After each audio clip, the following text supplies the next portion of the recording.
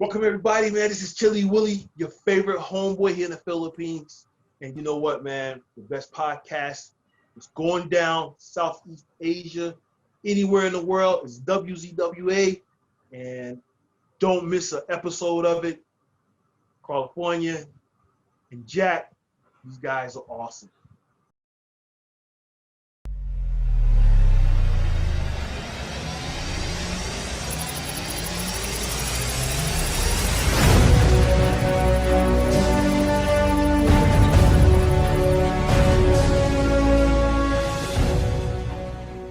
Ladies and gentlemen, welcome to the show here on the WZWA Network. I am your host with the most on the West Coast, Karlifornia Infirri. Great to be with you here once again. We're killing it. We are killing it in the last half of 2020. My co-host, Mr. 55 Live, Jack Wallace. Jack, how you feeling? Mate.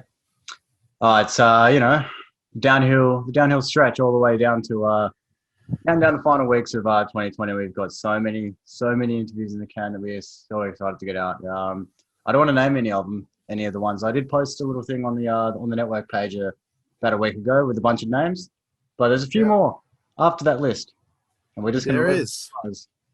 There's pretty fun names. There definitely is.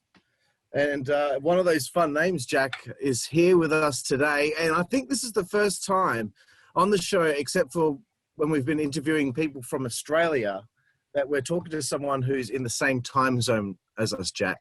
And it's exciting for me to introduce the one and only. He's everybody's homie, Chili Willy. How you going, brother? Yo, what's up? I'm glad to be with you guys. Thank you guys for having me on. I'm here in the Philippines, so my favorite beer in the Philippines is Red Horse, just so you guys know. Okay. Red Horse beer. I'll note that for if I ever go to the Philippines, I'll give it a try. Yeah, I haven't heard of it actually, but over to you, Jack. Hey, you're welcome, bro. Sure, man. Chili Willy, welcome to the show. As usual, the first sort of question we always like to ask is how you became a wrestling fan, and what was it? When did you become a wrestling fan, and what was it that sucked you in? Oh man, I think when I was probably about 7 or 8. Just flipping through the channels, and I think I happened to stumble across WWF, and then because I grew up in two places. I grew up in New Jersey, and then I grew up in North Carolina. So when I was in New Jersey, it was WWF. When I was in North Carolina, it was called NWA. So anyway, I was just, as a young boy, just watching Bob Backlund, Pedro Morales, Rocky Johnson, Johnny Ross, Don Morocco, and so I was a huge fan then. I mean, it just overwhelmed me. Those guys were big, like little Ivan Putski. He was short, but he was muscular, and Tony Atlas. All these guys. When I was in New Jersey as a young boy watching it, I became a huge fan. And then when I moved, when I would go down to visit my mom in North Carolina, I would because I stayed with my grandmother in New Jersey. I would watch NWA Mid-Atlantic, and I would watch Ric Flair, Ricky Steamboat, Blackjack Mulligan, Roddy Piper, Dusty Rhodes, you name it. So, yeah, I'll probably say when I was 7 or 8, man, that's when I marked out for pro wrestling. Wicked, man. And according to our research here as well, it was another passion you had, and you also took part in Tough Man contests. Talk to us about that. What was that all about? Oh, man, well, that came later. Because I got into wrestling real late in life. Yeah. Even like I said, I wanted to wrestle when I was young, when I was 16. I played football in high school. I wanted to then.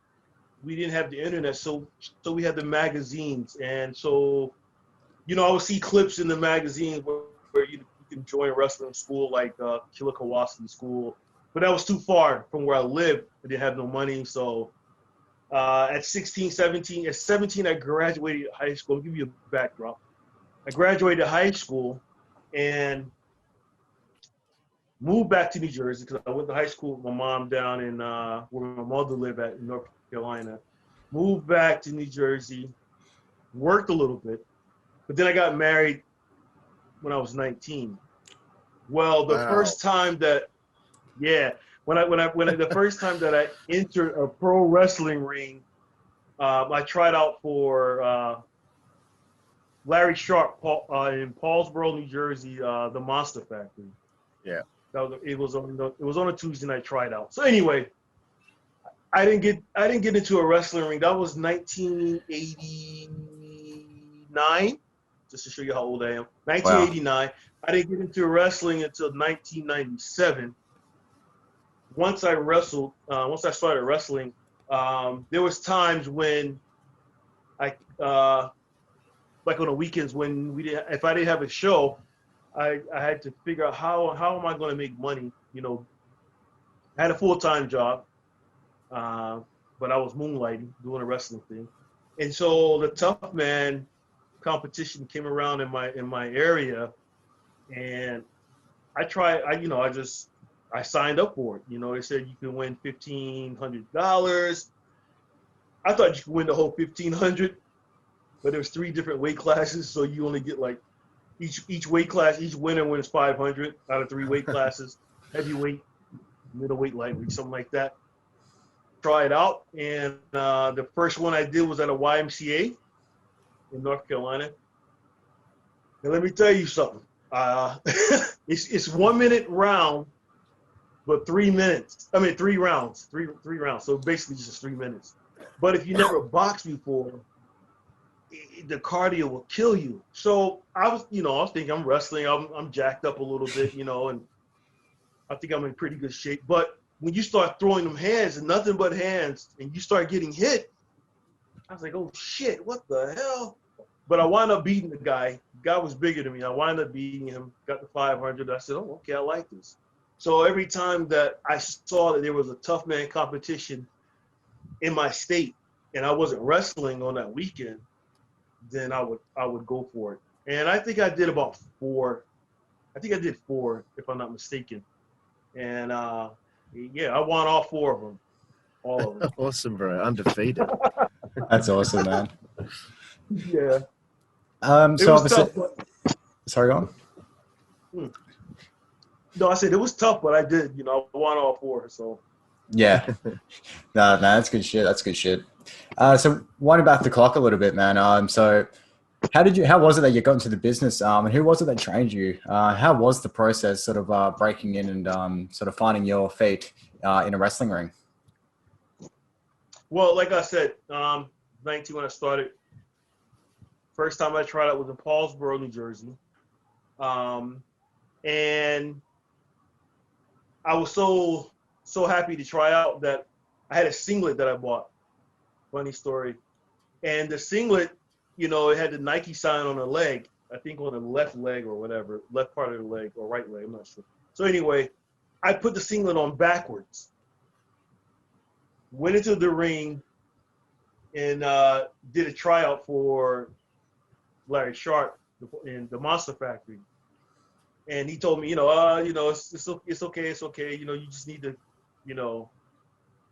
up your game or whatever, come back, pay the cost or whatever. I think it's like $3,000, something like that. Like I said, I just got married. I didn't have the money. So went back to Rochester, New York, and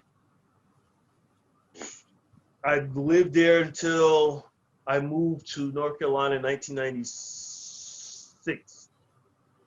Moved to North Carolina in 1996, and I know you guys don't know you probably don't know the distance and areas of these places because you guys live in Australia. But anyway, to the American fans, if you know.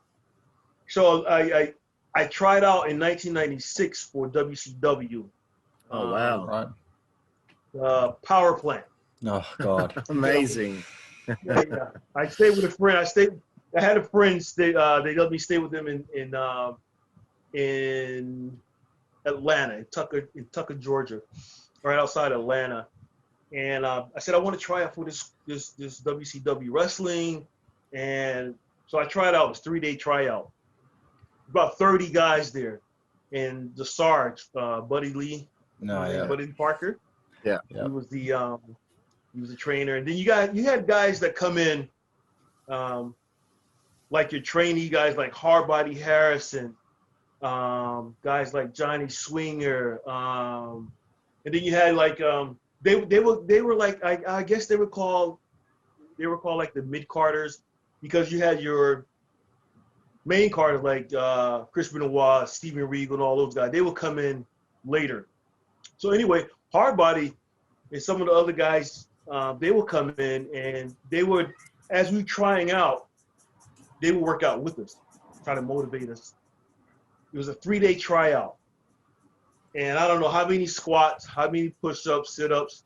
They were guys from college football, I think NFL, I'm not sure, I'm not quite sure the names or whatever, but I kind of overheard some things. About 30 guys. I was one of the 3 guys that made it. Wow. I can't do On the last day, which was a Friday, some of the guys would come in, like your Chris Benoit and all those guys would come in, like I said. And anyway, they came in, they picked up your checks, or some of them did. And if you look on my Facebook page, you will see a picture with me, Chris Benoit, and Steven Regal. Well, that was the last day that I had passed the power plant, and I took a picture with those guys and marked out, man. I was like, what, you know? And so, because they got in the ring with us and they did some things. So anyway, after that, we would go, they took us into a room, me and these other 2 guys, not together, but they took us and we talked to Mr. Wrestler number 2, I think it was, Joey Hamilton. Yeah. At that time, he was running it, I think. And he said the same thing Mr. Sharp said. He said, you know, you got to pay the money, you know, it's a school you got to go to and everything. And I said, shit, I still ain't got no more money, man. I said, I don't know what to do. I'm going to go home. I'm going to go back to North Carolina. So I went back to North Carolina by that time and started working. So they had a wrestling show at my high school. And my father, he was the custodian guy at the high school. So, you know, I got in free. I didn't pay. I got in through the back door. Well, a good friend of mine now, well, he passed away. His name was Walt McDonald, but they called him Big Slam. He ran a show at the high school. And on that card was the Hardy Boys, Joey Matthew, Christian York, C.W. Anderson, Steve Corino, Shannon Moore, some other guys. Stacked. And yeah, he was stacked. I was like, you know, you look at those names. Shane Helms, I think he was there. Anyway, so I watched the show and I was like, how do you do this? You know, how do you get into this? So I asked around and somebody pointed me over to the DJ booth, and the guy that was there, his name was Dan Wright, which is C.W. Anderson, Chris Wright, cousin, their first cousins. All right. Yeah, so he gave me the number, and the school was not too far from my house, my mom's house. And so every Wednesday night, I went down and I started training. And CW was the trainer. It was CW and his cousin running the school. And they didn't really have no students at that time. It was just me, 2 other guys. A guy named Laz. He did some work in Ring of Honor, Impact, years ago. And then there was another guy named Stacy Jones. But CW was also helping out Brad Kane, which is Lodi. Yeah. Before Lodi became one of the Ravens flop. Yeah. So, and then there was a guy named Tove that was also in the mix. And so that's how I started training, man. I started training through C.W. Anderson. And then there was another guy that came along because C.W. Anderson started going to different shows, I think, like, or doing different things where he couldn't train us. And so there was another guy named Gary Simone who also who took on the training for us. And so between those 2, C.W. Anderson was those 3 actually, Dan Wright, C.W. Anderson, and Gary Simone.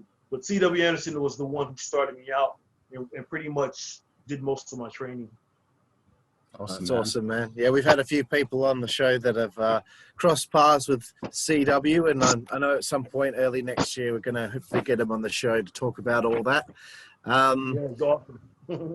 Yeah. So I, from my research, I found that your first matches were in 1997. Is that correct?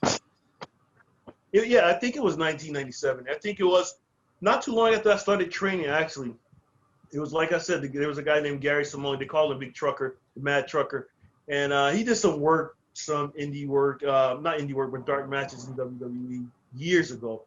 But not a big name like that. But anyway, he knew his stuff. And so he was booked on a show in North Carolina somewhere. And it was at like a trailer park where they sold trailers, houses. It was outside. So there were maybe 10 people, because these people are trying to sell houses and you don't get that many people coming in. It's not like a mall show or anything like that. Well, so a couple of guys didn't show up for the match. Excuse me. And he had a pair of extra trunks, and I didn't even have gear yet, and boots. But luckily, we wore the same size 12. And he said, "Chili, need you in there. I'm gonna put you in the ring." And I was shitting in my pants. Even though it was like probably 10 to 5 people. I was like, I only been training, I don't know, for almost less than a month. Here I am. I mean, what do I do? He said, just listen to me, and we'll go from there. And I remember he said, do you have any music in your car or whatever? I said, no, I really don't have no music. Like, we had CDs, but I didn't think of no music of what I wanted to come out to. He said, okay, what you're gonna come out to is the Black Crowes. And so I came out to the music, the Black Crowes, wore a pair of gray trunks, I think, red boots with the black star. And the rest is history, man. I was wrestling ever since, and it was interesting, I went in, I had no clue what was going on. I was like a deer in the headlight, The only thing that I did know was when I walked through the ring. And when I walked through the ring outside, I mean, before I even walked to the ring, it felt like I was going to throw up. I was like, what the? You got that feeling of, oh, shit, this is really happening.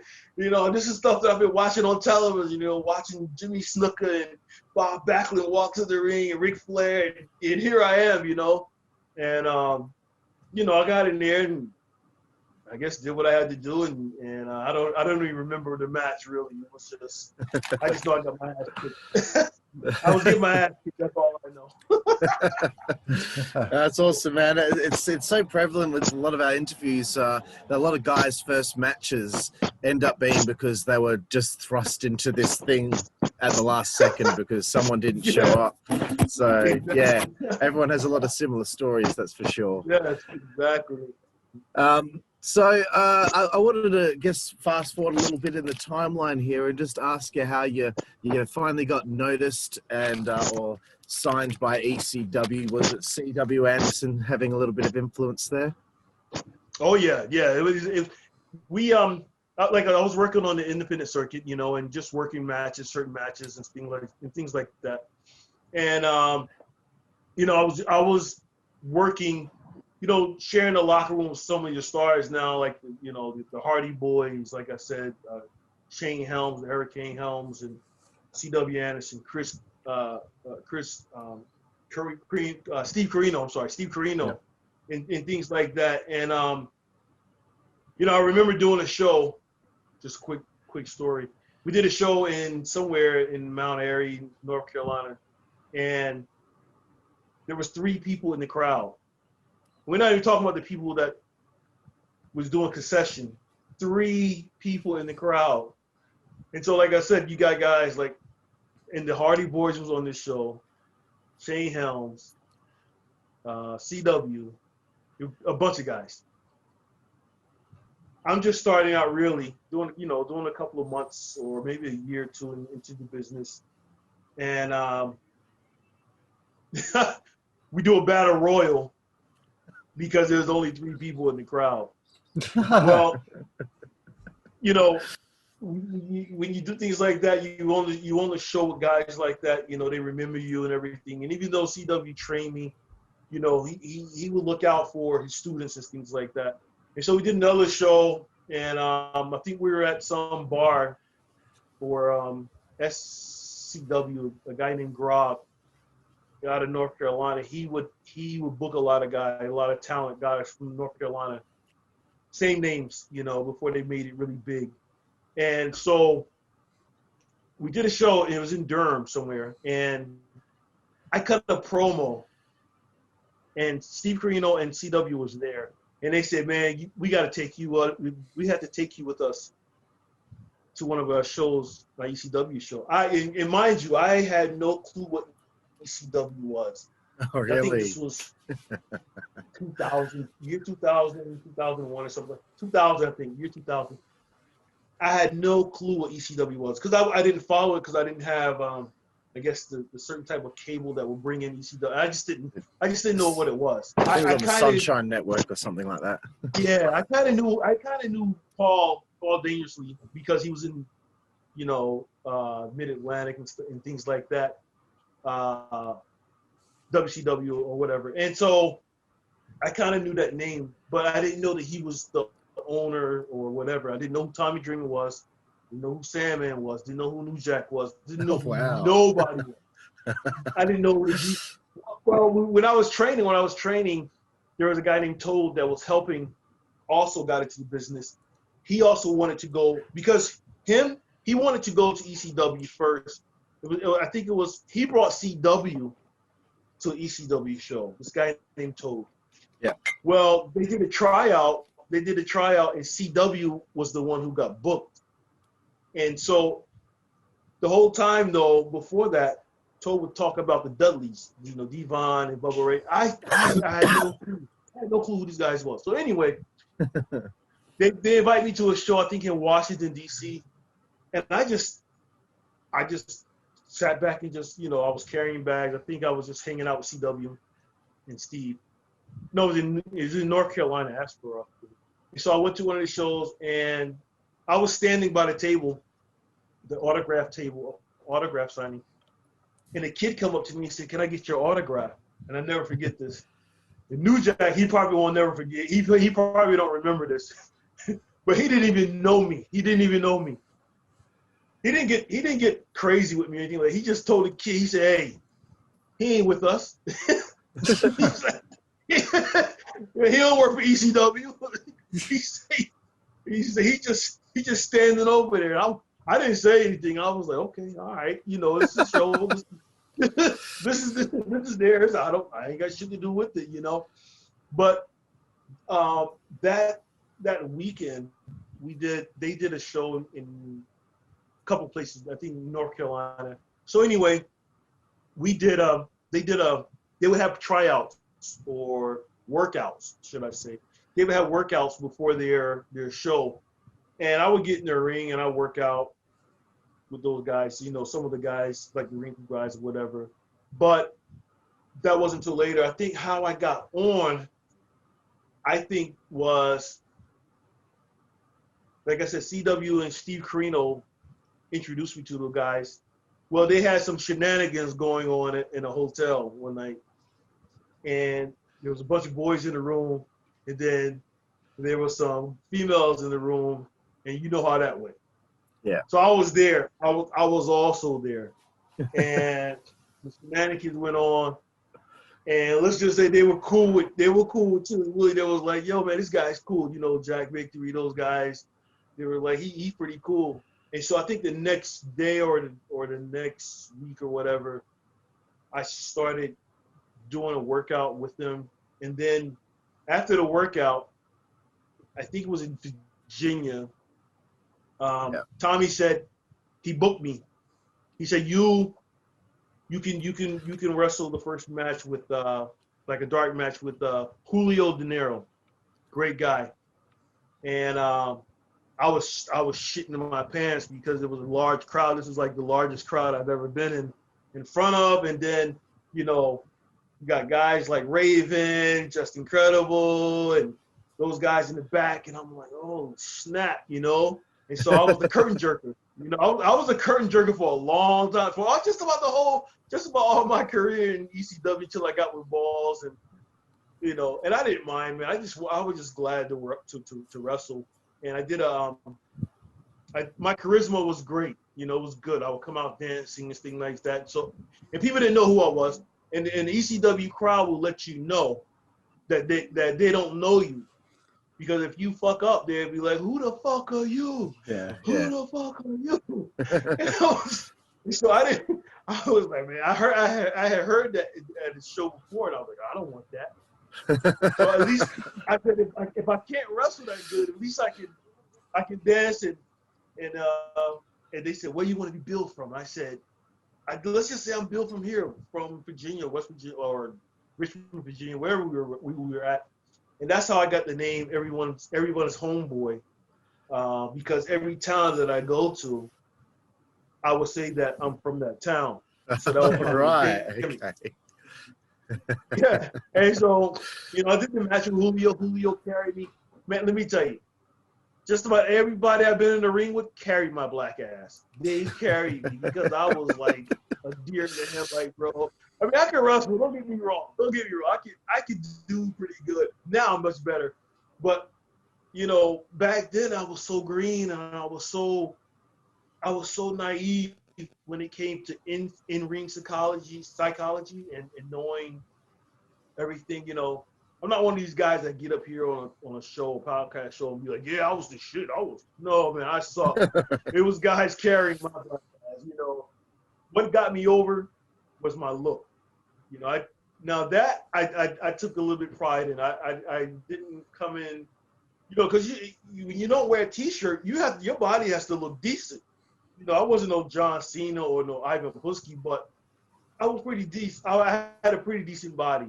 And so I think that's what Paul and Tommy kind of saw in me a little bit, you know, because they were putting me in matches, and I was like, you know, okay, all right, that's cool, you know, but yeah, so that's how I kind of got noticed. And then after that match with Julio, that was my first match, Tommy said, because I think Angel and those guys wanted to get off the ring crew. Yeah. So they found, that's the guinea pig right there. Get that guy. He said, you want to wrestle? Get on the ring crew. And so Tommy said, I can't pay you much. I'll pay you $75 to be on the ring crew, $75 to wrestle. It's guaranteed. I was never under contract, but I was always guaranteed that amount of money. And it was little money, but I didn't care. I just wanted to wrestle. And so I kind of quit my job, man. I didn't kind of quit my job. I did. Wow. And that's how I got to wrestle ECW. That's an incredible story, That's man. Honestly, amazing. just these. Oh man, you not even knowing who any of the guys are going in as well, which probably made it even more scary. You seeing what the ECW product was before you actually wrestled, you're probably like, holy shit, I haven't been doing shit like this. So that's amazing. I had no idea that Baltimore Holly was a chair shot guy, and New Jack would stab your ass, and Sandman would cane your ass. And all three of those guys I was stuck with at one point in my career. Yeah. And I was like, what? You know, Flaming Tables match. I didn't know anything about that. You know, when I did not do my homework, I did not study ECW. I'm that type of guy like that. I mean, I love wrestling. I love things to do. If I love something, I'm going to just focus on that one thing. Everything else around it kind of, you know, I don't really, you know. So like even in wrestling, I'm not a guru guy in wrestling. You know, when I was training guys here, my students here, they would ask me about certain Japanese wrestlers, and I was like, man, I don't know a single I don't Tajiri? That's about it, because I wrestled in ECW. Other than that, I don't know a single Japanese guy wrestler, whatever, you know. And they would ask me certain questions. I'm like, man, I don't know. I'm you know, because, and then once I get out of something, I kind of get out of it. You know what I mean? I don't really stick around, linger around if it doesn't interest me, because I get bored really quick. But yeah, I'm sad to say, man, I didn't know no one in ECW, man. I didn't even know Snooker hadn't even wrestled in ECW. I didn't know where the arena was. If you took me to Philadelphia right now, I couldn't even tell you what the ECW arena is. I think it's on the corner I of don't know Rittner who's and that. something or else. Couldn't tell you. You know, so, but, you know, I'm just glad, you know, I say to God, the creator, has a way of making certain dreams come true for you if you persist, if you stick with it, you know. And I had no idea that I was going to go down that road. I was looking at WWE or ECW or WCW, Yeah. you know, and that's what I was looking at, you know. But I'm so glad that my life went that route. I'm so glad that I did experience ECW and all the guys and girls. I mean, I had a ball, you know. If no one else did, Chili Willy enjoyed that. I enjoyed that last year that, you know, they were going through hell and everything. For Yeah. me, it didn't really bother me because I was only getting $75, $140, $140, $140 just to wrestle. So, you know, hey. You'd never hear about anyone getting paid that sort of money in a company like as big as ECW got, man. But I think the best part about that whole thing is it was ECW. Like, Yeah. I don't think at the time you would have realized it, but looking back on it, like, fucking incredible. Like, I Yeah. would wrestle at ECW for fucking $70. So yeah, that debut was in Norfolk, Virginia on the 12th of February. And then I guess we're throwing over to you, Jack, to talk about something that happened on March 18th, 2000. And I'm interested to see if you can pronounce his opponent correctly. Oh, God. Okay. March 18th? So you work against Scott Demore and Tom Marquez before making your Marquez. Jeez, thank you. See, I'm never going to get this shit right without you saving me, eh? I'm sorry, bro. No, I need it. Say that one more time. Tom Marquez. Yeah. There we go. Yep. Before making your ECW TV debut on March 18th, 2000, against HC Loke, who was under a referee that wrestled sometimes under the gimmick at the time. I don't know if that fucking made any sense, Carl. He was sorry, I've written it wrong. He was a referee that wrestled sometimes. Yeah. That was the gimmick at the time. Right. Yeah. Sorry, Jack. Gotcha. Right. Right. So first thing was like, you've already been working these draft matches. How was your what was your reaction to being told you're going to be on TV tonight? Yeah, it's just over a month later, and he's going on television. Can you believe that? Well, let me tell you what happened. How I got there. How I got to the television thing, I think was no. I can't remember. I can't remember how. I thought that I got on television because of the big fight we had at XPW, but I don't think that was because I was on television. I think I stopped on the ring crew after that day. We had a big fight at XPW out of California, and I just remember me, Balls, Kid Cash, we were just kicking ass. A lot of us outside were just kicking ass. I just remember beating up somebody, yelling at a police officer, and then Paul came out of a back door of the arena, and I ran over to protect him or something, and pushing guys around. And after that whole melee, and we were taking down the ring, the ring. I remember Paul called me over with Tommy and said, "Hey, you know, you're gonna be up starting next week. You're gonna be off the ring crew. You're gonna start flying the shows." But I can't remember. I think I was doing TV. I was on television before that, but I'm not sure. All I remember is that I was doing a lot of dark matches. That's all I remember. You know, I didn't care if I was on television because to me it didn't really. I didn't feel any different if I was doing a dark match or on television. Maybe because they were setting up. That's why you do dark matches. Is, you know, at least in WWE they would set up the cameras for the right angles. And when does the dark match, you know, they get the. But when I was in ECW, man, you know, I would wrestle Giant Swinger a lot, Billy Wild, Rodney Mack, You know, guys like that. I think, but I don't remember. And Tom Marquez, that was a good buddy of mine, man. I don't know how he's doing now, but if you guys talk to him, tell him I said hello. But I just don't remember. I don't even. You guys have more information than I do because I don't even remember that day. I believe Steve Carino brought you out to fight the referee in a match, and the referee ended up getting the win over you. Okay. I think I remember something like that. I just don't remember. Was that in Danbury, Connecticut? No, that wasn't in Danbury. I don't remember. I wish I had the video. You know, because like I don't even see half of my matches. You know, but yeah, that was. I can't remember it. I don't remember. That's fine, bro. We can move on. AC Logan lost him. You know, we had a little clique. You know, I think in ECW, everyone had their own certain clique that they hung out with, and hung out with. Me, with the Ring Crew guys, you know, me, H.C. Lowe, Tom Marquez, Mike Keener, the referee.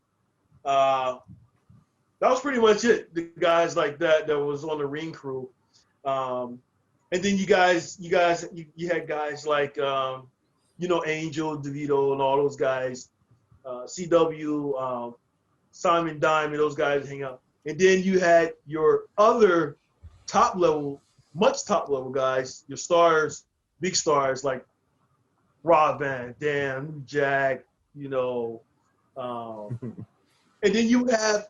Within that crew, you would have the guys that smoke weed, and then the guys who did the hardcore drugs. And then you have guys like us who just sitting there looking, you know, like, what's up? You know, we just want to wrestle. But the thing about it, we were all a family. You fuck with one of us, you gotta fuck with all of us. You know, and that was the thing. And I think that's the difference. I don't know. I think that's the difference now because when I got out of ECW, even I went to OVW, the locker room had changed as I came back from the military. Wrestling had changed a little bit. So, and I know you got to change with the time, but the camaraderie with the wrestlers, man, we were a tight-knit group. You know, no matter what, we were just tight as hell. You know, but we had our levels. You know, it was like the bottom feeders. Yeah. The Ring Crew, and then you had your mid guys, and then you had your superstars, you know what I mean? So it was like, but everyone was a superstar. But I'm talking like your big superstar, like your Rob Van Dams and Jerry Lynn's and Steve Carino type shit, you know. So, but yeah, I don't remember that when I was on TV because I guess it didn't feel any different. I didn't get paid Look, I didn't get paid no more. Yeah. I'll get the footage of the match for you, and I'll send it your way after the interview, so you can check it out. So there is a feud. Your first feud in ECW, your feud with Johnny Swinger. You're working with him, and your pay-per-view debut is at WrestlePalooza 2000 on April 16th in St. Louis. What's it like working with Johnny? Well, first of all, how you guys get all that information? I can't get none of that information. Oh, man, that's just research, bro. Research, bro. You guys must be in the wrestling CIA or something. CageMatch.net. If you go to CageMatch.net, that has every result of every match anyone's ever had. Bro, send me that link. Including your win-loss record. Yeah, send me that link later. But like I said before, back in '96 when I tried out for WCW, you know, like I said, you had your guys come in for training. Johnny Swinger was one of them, right? Because he was on television early back in WCW. Yeah. And so, you know, I see him come into, and not really know, I just knew him on television, knew about him on television, like guys like Chuck Palumbo and guys, Felix or whatever, I forget his name. But anyway, so yeah. Yes. So anyway, when I got to ECW and Paul started booking us, either Paul or Tommy, whichever one was doing this, and it was Johnny Swinger, you know, I was like, oh shit, you know what I mean? I'm like, But I mean, I was marking up, but I was like, oh wow, here I am. I saw this guy years ago, back in WCW once, and now I'm wrestling him. Not only am I wrestling him, but I went over on him a couple of times, I think. Yeah, and you did. So, yeah, so I'm like, so I'm shitting in my pants, like, what the, and it was incredible that they let me go over, because Johnny Swinger was carrying the whole fucking match. Oh my God, he would tell me, do this, do that, do this, do this, do that, and he was really nice working with me, man. He was really, I don't have a bad word about Johnny Swinger, man. He was really nice, easy with me. Never got upset with me if I fucked up or anything. Actually, nobody did. There was nobody in ECW, if I fucked up any match or anything like that, or there was no one who went off or anything, because I don't know if it was because, I don't know. They just did. They were really nice to me, so, and I respected, all of that. And, but yeah, that was quite interesting, and, so I remember being in the military, being in basic training. And when you're in basic training, you're away from television, everything. Well, one day we had mail come into our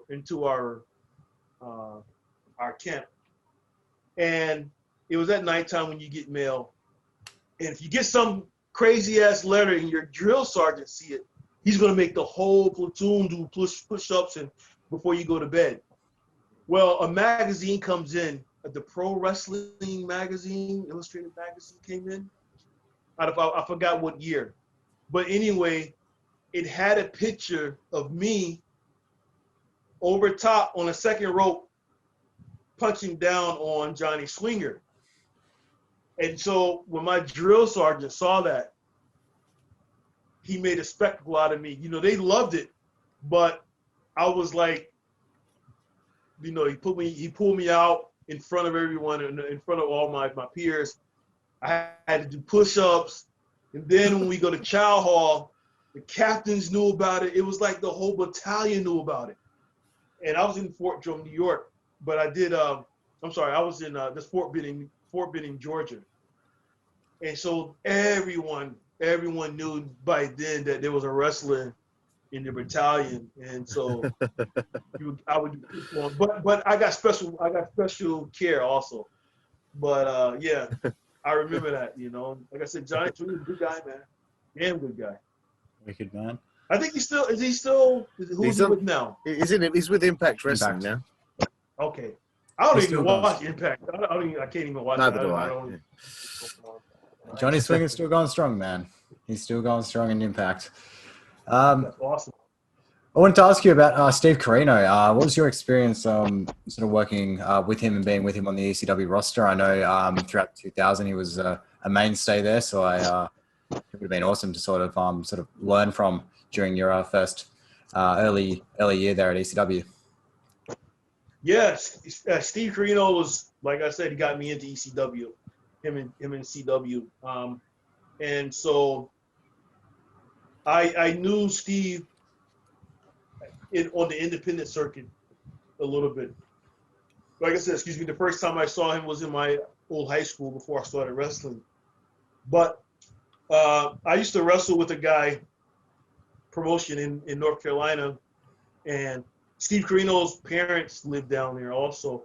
And so I remember one night, we were going to do a wrestling show. Well, which was on a Saturday. That Friday night we were driving, and we were close to Steve's hometown. Well, something happened to my stomach, my side. So I thought I got really sick, really, just eating something, McDonald's or something. Turned out it was my appendix. Oh, and yeah, didn't know it. So we crashed at Steve Corino's dad's house, because Steve Corino's dad, he was doing like an agent type thing. He was getting wrestlers or whatever. And so I was one of his guys, and we stayed at his house. The next morning, which is Saturday, we were supposed to have a wrestling show. Well, they had to take me to the clinic, and I had to go in the hospital for about 3 days, and they took the appendix out. They said if I would have wrestled, it would have ruptured or whatever. It would have been really bad. Anyway, Steve Carino, mom and dad was the one who helped me those 3 days, paid my doctor's bill, everything. So I owe them a huge debt of gratitude for that. And that goes to show you that the level of how nice not only Steve Carino was, but his family. And when I was wrestling in ECW, man, it was, I didn't have that much contact with Steve. Maybe only, like you said, if that time where I was on the TV show, the TV match with HC Low, but I didn't do a lot with Steve Carino in ECW. That's the thing about it. If you are lower on the totem pole, you're gonna be here. They may pull you out and make you, let you wrestle with these guys over here, but you don't really hang out and really understand and know what's going on because you don't really you don't hang out with them.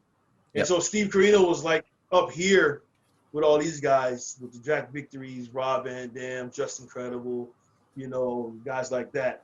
And where I was down this way, and if I came in contact with him when it came to wrestling, it was only because they were trying to run an angle or something like that.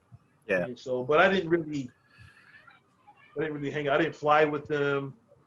Didn't do anything. Just you see him in the locker room and that's it.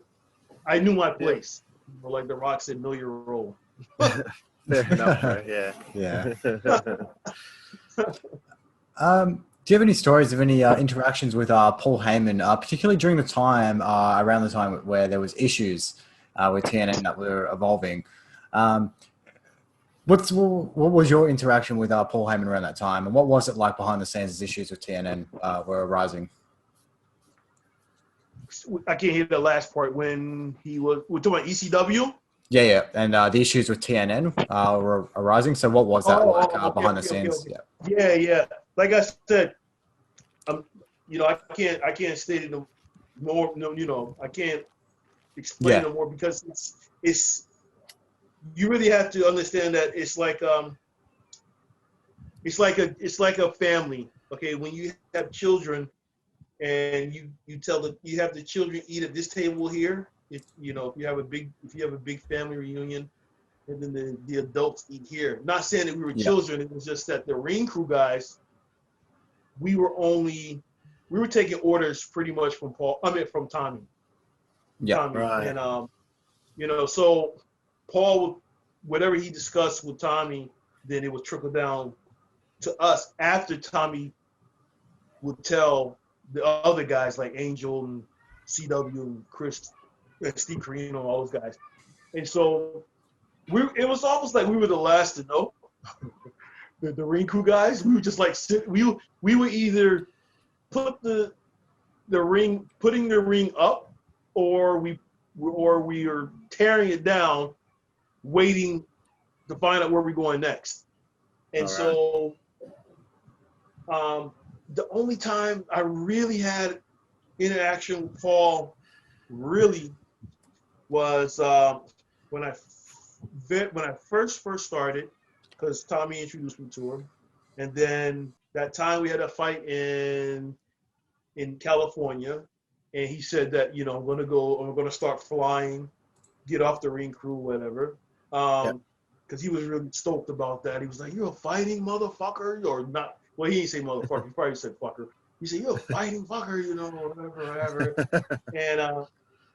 And so, we would see Tommy. I mean, we would see Paul come in and out every so often. But during that time, we would hear, rumblings of, we're going to get a TNT deal or whatever, or the deal was falling, and Paul was going to WWE. There was times when he didn't make the show, or he didn't go to the show, and Tommy would come and tell us, let us know what's going on. But everyone was still doing their job. You know, guys you could tell the upper guys were like pissed off. You know, Lou Jack and guys like that. You know, Sandman and you know Balls and Jerry Lynn, whoever. They were just Francine. They were hot because I guess I don't know. I'm quite sure they were under contract. And like I said, I would just get my $140 and I was happy as a fucking goat eating grass. You know, I was like, oh, I don't care. I drive from wherever. You know what I mean? And so there was times when we were doing, like we would do warm-ups before the show, and guys would come in and try out from different areas, and me and Tom Marquez would just beat the shit out of them. Because we had to do something to not pop the boys, but we were kind of frustrated too because it was like if they were frustrated, then the morale was if the morale was low, then it was just low all over. And so we saw that guys like Fonzie and you know these guys was mad. And I remember we were in New Orleans, and these two big guys, man, they were big as fuck, and they were twins. I think they got a run in WWE at one time. I'm not sure. But they came and tried out. Big ball guys. They were ball-headed. Oh, the Shane twins. So, Shane? I don't know. But they were they did a small stint in WWE. But anyway, they tried out. And I remember Fonzie came in. And Fonzie said, Chili, beat the fuck out of them. He told me and Tom, he said, beat the fuck out of them. And he said, blow them up, beat the fuck out of them. And we ran these guys to death, man. We ran these guys running ropes. We didn't really hit them. We were just running ropes, you know, doing bumps to the point where they just like, fuck, we done. We can't hang in ECW. But Paul wasn't there. You know, there was a lot of times, you know, like I said, Paul wasn't there and people were just like, they were just mad, and it was just like if you were outsider, you trying to come in ECW, whoo, man, you didn't get no love at all. And the first two guys that were going to stomp your ass with me and Tom, after we put up the ring, they would tell us to go and work these guys out. You know, and so that's awesome. That's what we did. You know, we were just, I mean, you talking about heat, and we were just. Stiff as fuck. You know, and so that was the thing, you know, and until Tommy said, you know, hey, okay, that's enough. Tommy was always the cool father. He was like the cool big brother, you know, that's enough. All right, that's enough. You know, I remember when we beat up, well, not beat him up, but we really worked out. At that time, Mickie James was not in WWE. Her boyfriend came to try out for ECW. We were in Virginia somewhere. BC. We had a show somewhere. Bro, we worked this guy out so bad. I can't think of the guy's name. I don't think he's a wrestler or anything. But, I mean, we just put the break. We just, whoo, we worked him out bad, you know. And that was funny because after I went to the military and I came back and I saw Mickie James and I was like, I remember just a couple of years ago her boyfriend was trying out for ECW and now she's a big star, and I was like, oh my God, you know. You know, but anyway, yeah. That was just some of the things though, you know, we didn't see Tommy, we didn't see Paul that much. You know, so everyone was pissed off about the fact that Paul wasn't showing up very much. Yeah. Tommy at the time was taking money from the merch, paying guys, you know. Yeah. And so as long as I got, like I said, as long as I got my $140, man, I was good.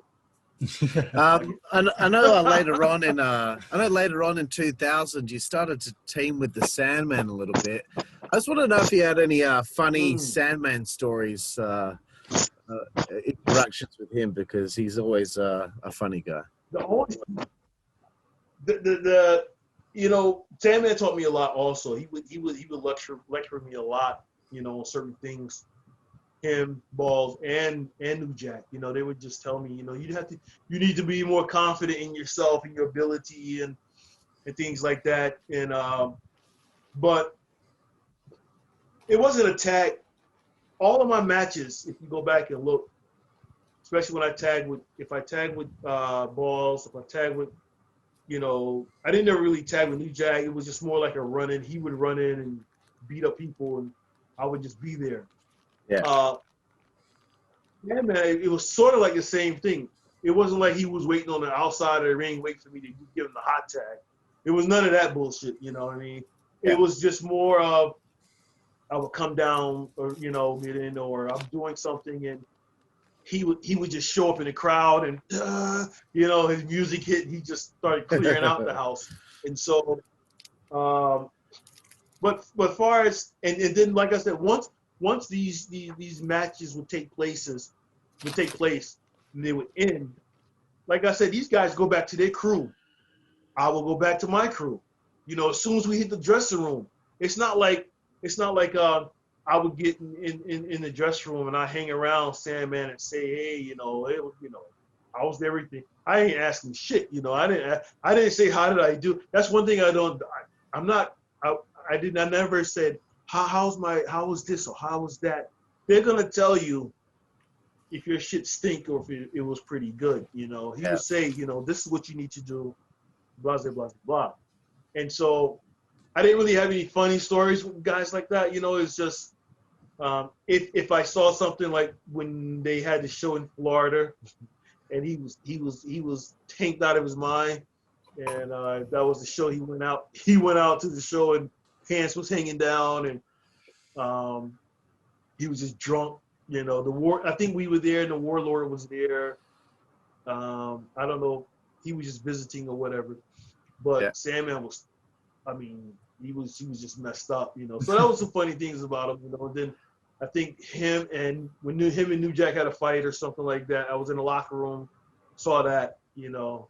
But that was about it, you know. You see these guys, and we may be at the same hotel or whatever, and you may walk across or walk by their room, and you'll see certain guys in their room doing certain things, you know. Then these are the guys over here doing their thing, you know, and that was it. But when we got to the arena, you know, or we go to the club, and you know, we just walk in free because who we are, and Sandman just, you know, I would see guys be like, hey, Hack, what do you want? Hack tell him what he wants. This guy go run and get his shit, you know, and we're all sitting at the table laughing. I'm like, damn, you know, it's like the mafia, you know, he's the Godfather, you know, like, God knows, you know, so things like that, you know, but yeah, no, yeah, that's cool, man. Awesome. So I know ECW Guilty as Charged 2001, which is on January 7th, 2001.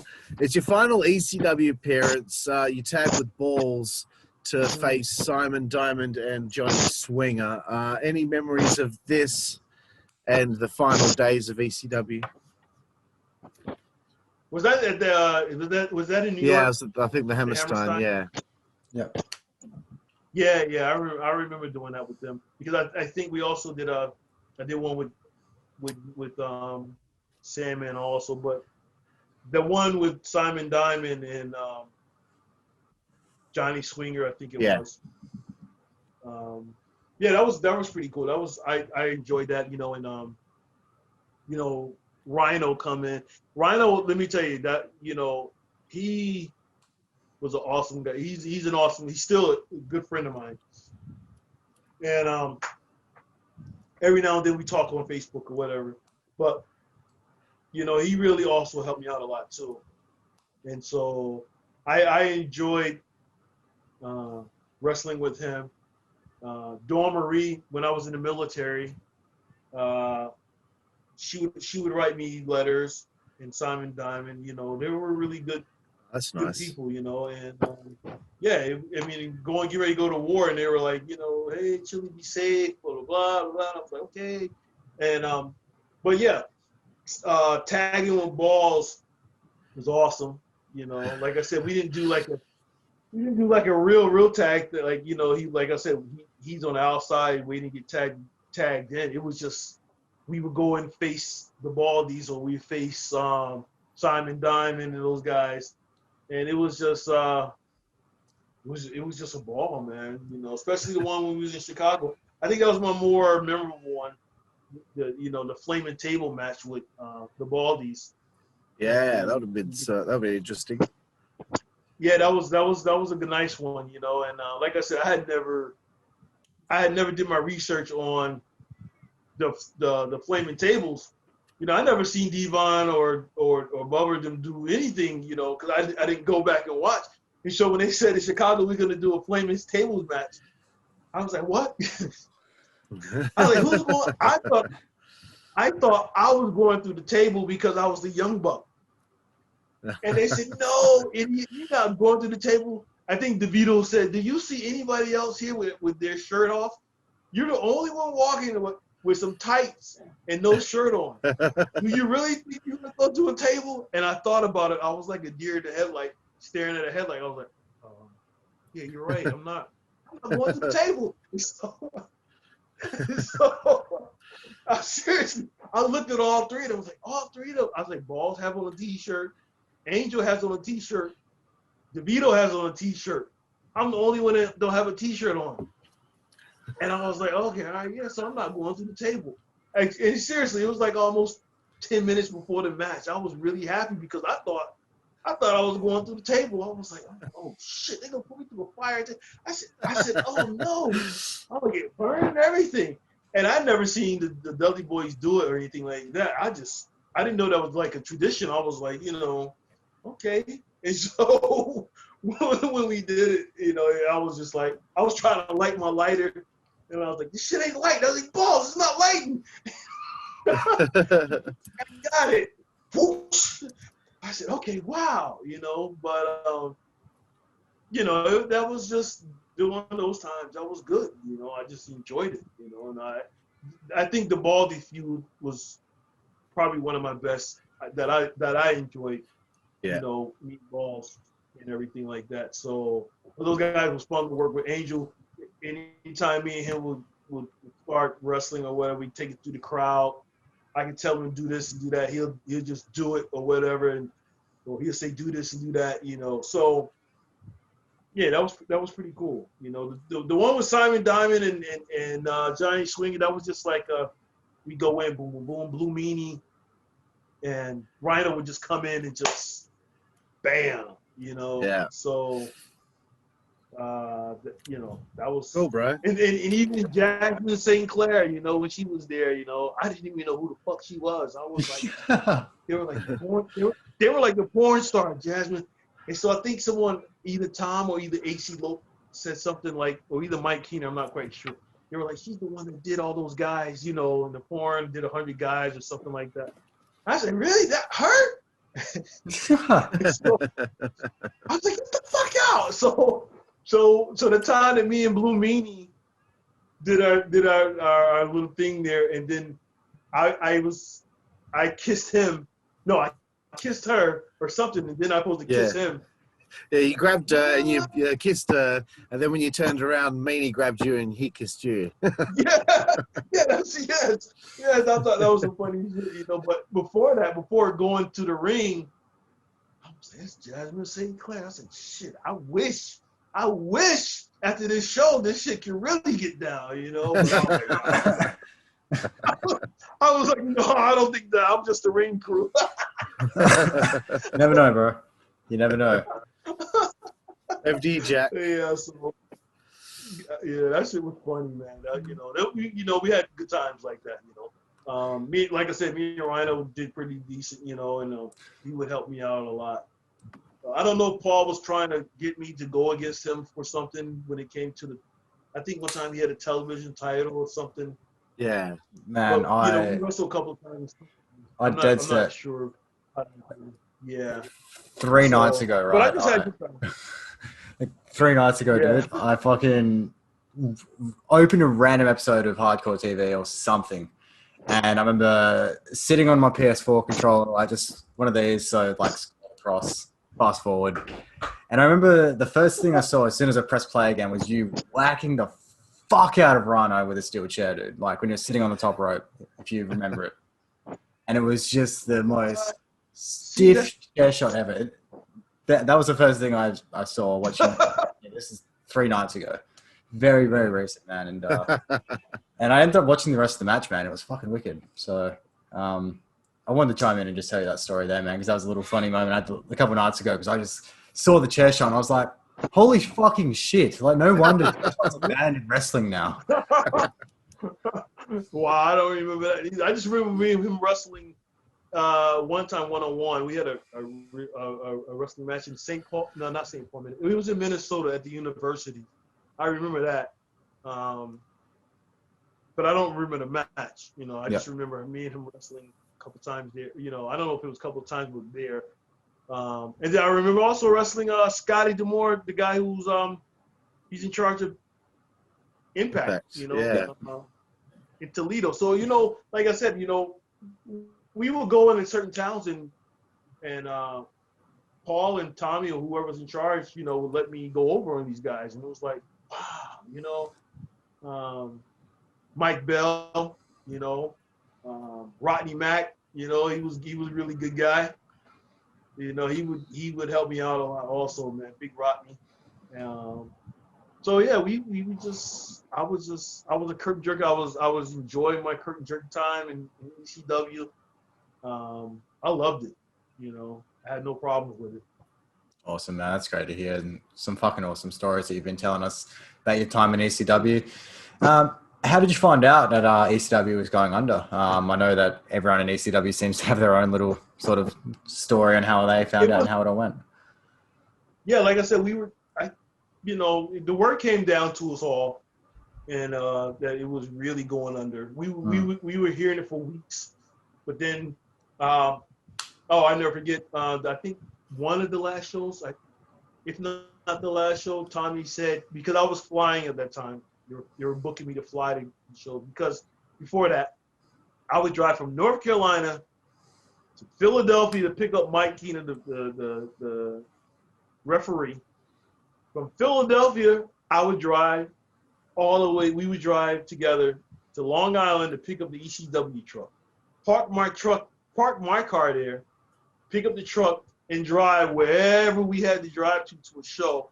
My God. Come back. I would get in my car, me and Mike Keener. I would take Mike Keener back to Philadelphia. From Philadelphia, I would drive all the way back to North Carolina. So I did that for almost 6 months. I put in time, you know what I mean? So anyway, when I was, $440, I didn't even cover. That covered like half my gas. There were times, man, I would sleep on the not the side of the highway, but I would sleep at the rest stop in my car, man, because I couldn't make it. I was so jacked up. You know, I quit my job though. I was happy that I quit my job, but you know, for $140, I couldn't even pay the car payment, you know, and I was just like running from the law because I was like I couldn't pay the car payment. They kept asking my mom and them for the car payment, and I would be out of town, so they couldn't get the car. Yes. You know, but awesome. I was flying, like I said, and then the last show, I think, 2001, after 9/11, or right at 9/11, Tommy said, Chili, you don't have to fly. You can stay home this weekend. And that's when I saw the writing on the wall. I said, oh shit, man, we really get ready to close now, because he's telling me I don't have to fly. So I don't know what show that was. I don't know where it was at. New York, somewhere, I don't know. But Pine Bluff, Arkansas, I believe. Oh, okay. I didn't go. So when that happened, that's when I said, you know, I'm going to enlist in the Army, because I needed a job, man. I was like, I fucking need a job. And plus, I kind of always wanted to be in the military, so I just wanted to be on the side of history. So I said, I'm gonna go to war, not to fight, to kill, or whatever. I just wanted to go, but of course that comes with it, you know. I didn't know what I was thinking. Like, you're just gonna go there and look at it, you know. you actually got to go there and participate. So, after that, that's when I said I'm going into the military, and I did that was it. It was just that one conversation. Tommy told me I didn't have to come to the next show. I said, okay, no problem, and that was it. Wow. Yeah, I suppose from there, yeah, it's pretty obvious if they're not willing to fly you out. And I mean, no one knew it was the last show at all. I mean, several people have told us, like, if they knew Pine Bluff was the last show, they probably would have fucking blown the fucking ring up or something crazy. But I think it's unfair that ECW never got its proper final send off until about 5 years later. But that's a whole another thing. I wanted to bring up there as well with the Army thing. So you also had some dark matches with the WWF against Cusick and JR Ryder. How did those come about? And was that after ECW? Was that after ECW? Yeah, that was after ECW. It was like a few months after ECW closed in 2001, I believe. You'd had some dark matches for the company. Oh yeah. There was some. There was a guy named Cusick. Yeah. Pat Cusick. Me and him wrestled. We knew each other on the independent circuit, and so they would Kevin Kelly at the time he was booking, or he was something with talent, and he booked me to do a dark match. And I did dark match, I think, in Richmond, Virginia once, and then one in Baltimore. I think I only did two. I only did two dark matches in WWE, and the one in the Richmond one that was filmed, and pretty good. It was, like I said, even CW, even not CW, even Pat, he carried me that match, because by the time I came out of the gorilla position, man, and I saw all those people, I had never wrestled in front of that many people, almost 18,000. And I was like, oh my God, this is it. I'm on the grandest stage of them all. I mean, ECW was great.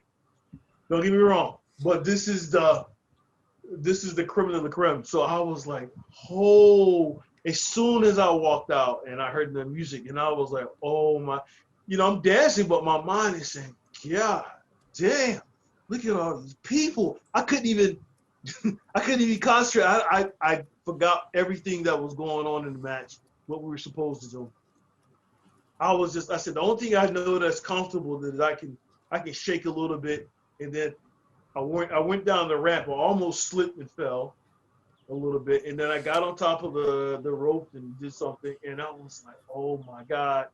Waited for him to come down. He came down. We did our match. It was pretty good at the end, and but I was so fucking green and so scared. I mean, I was really shitting my pants, man. I had never seen that many people before, But it was great. It was a great thing, And I think the next time I did it was in Baltimore, and I remember I did the same thing, but I was a bit comfortable that time. But when I came back up the ramp after the match, Mick Foley came to me. He said, "Hey, Chili," he said, "come here." He said, "Ron Simmons wants to talk to you." Fuck's sake. Oh, here we go. I'm thinking, oh, okay, great. In my mind, I was like, oh shit, Ron Simmons. But at that time, he was with APA, him and Bradshaw.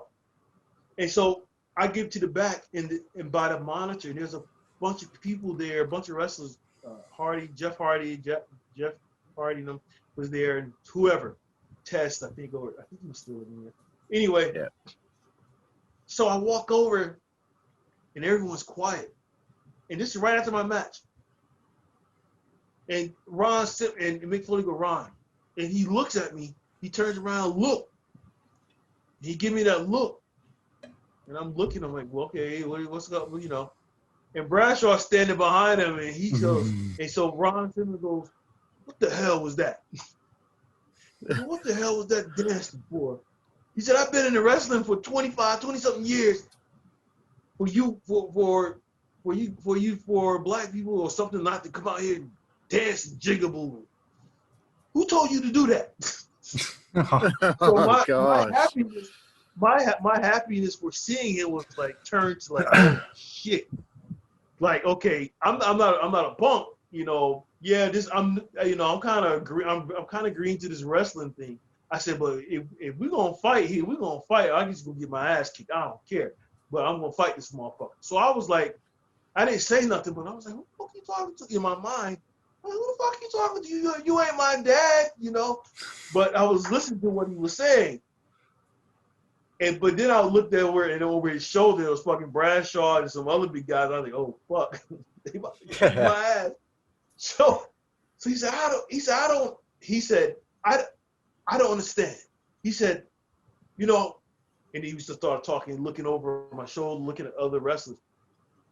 You know, I've been in this business so many years, and now got this guy coming out here dancing, shaking, and all this shit. This just pissed me off, or something like that. And then I'm like, oh fuck, and he's really loud. I'm like, oh fuck. And then he turns and he goes, nah, man, I'm just kidding with you. I'm just kidding with you, man. That was some good shit. That was a good match. I said, what? I said, man, you had me going, man. And everybody started to say, yeah, that was good. That was good. So that was, you know, like I said, I only did 2 dark matches. But I was invited back a couple of times. And then when I got out of the military, I was invited to go. And I did a warm-up match with somebody, and Jamie Noble was calling a match, but he didn't know, because we had met when we were in Chicago, but he didn't know I was Chili Willy after I got out of the military, because my hair wasn't blonde, and I wasn't the same guy, I wasn't on the roids or whatever, it wasn't, you know. And so he was just calling a match, and then he was like, oh shit. At the end, somebody said, you know, that's Chili, but I think I was in East OVW. He said, man, Yeah. Chili, I didn't know that was you.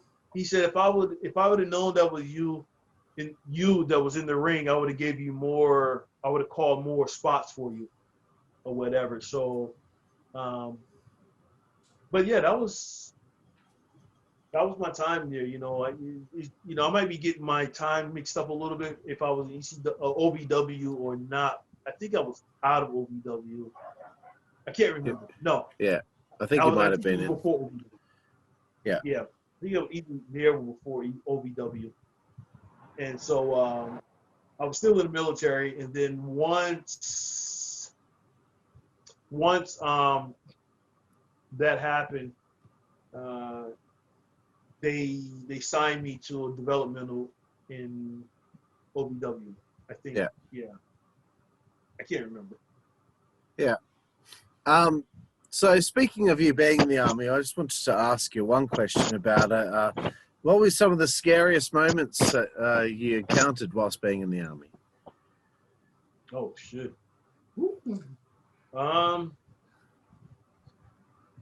Wow, there's many.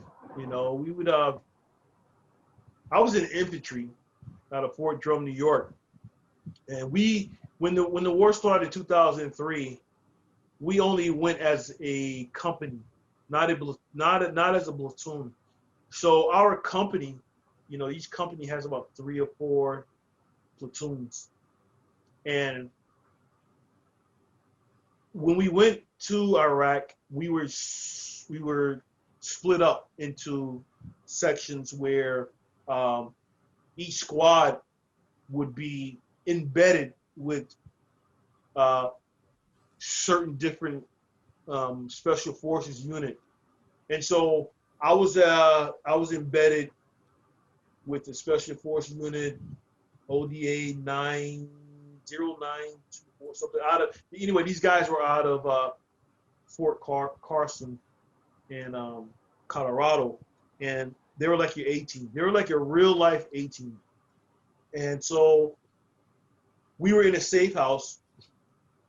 In a safe house, we were behind enemy lines, meaning that we were so far deep into enemy territory that I mean, because we were trying to gather intel, we had some guys in there that were like CIA guys, intel and all that stuff.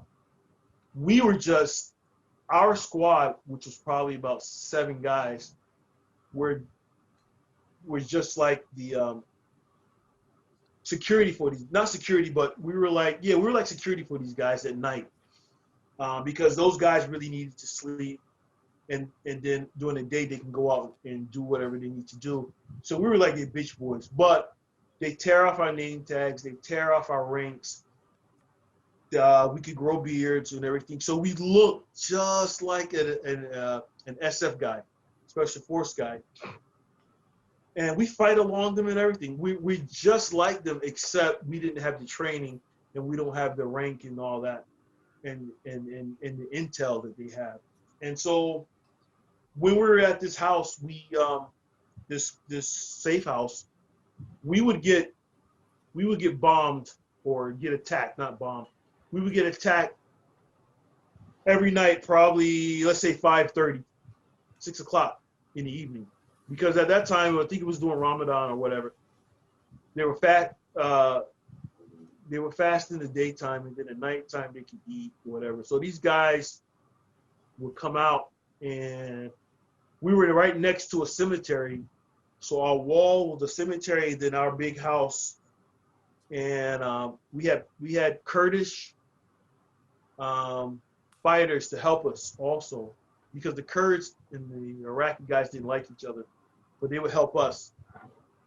And so it was probably about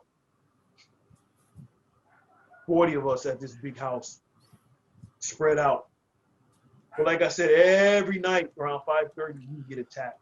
Mortar rounds, small on fire, and then at times these guys would come across the cemetery and try to jump inside the wire.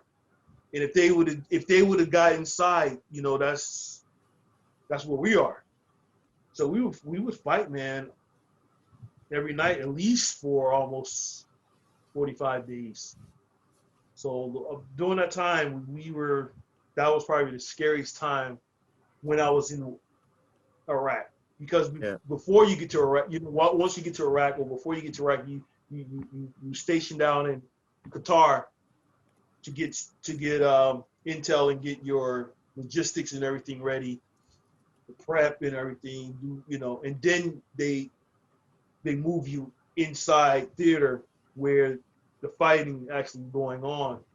And I didn't see combat until I got to that safe house, and all hell broke loose. And yeah, almost lost my life. Thank God I didn't. We did lose one of our commanders, but he wasn't from Fort Drum. He was actual SF guy. Okay. And, but that was from a roadside bomb. Yeah, but we would fight, man, and that was not a pretty thing.